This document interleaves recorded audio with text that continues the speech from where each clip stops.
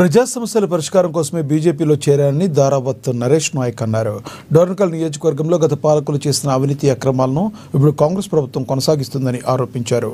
BJP పార్టీతోనే ప్రజలకు న్యాయం జరుగుతుందని, కేంద్ర ప్రభుత్వం ప్రవేశపెట్టిన సంక్షేమ పథకాలు ప్రజల్లోకి తీసుకువెళ్తానని నరేష్ నాయక్ తెలిపారు.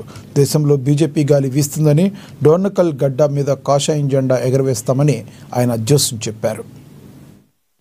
నేను డోర్నకల్ పట్టణం నుంచి భారతీయ జనతా పార్టీలో చేరడం జరిగింది.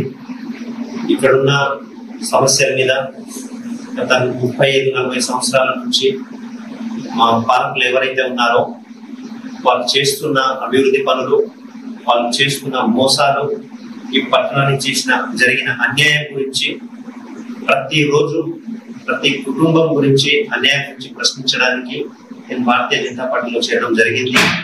దీంతో పాటు భారతీయ జనతా పార్టీ ఈరోజు దేశం మొత్తం ఎన్ని అభివృద్ధి కార్యక్రమాలు చేస్తున్నారనేది మనందరికీ తెలుసు. సో అవన్నీ అభివృద్ధి కార్యక్రమాలు ప్రజల్లోకి తీసుకెళ్ళి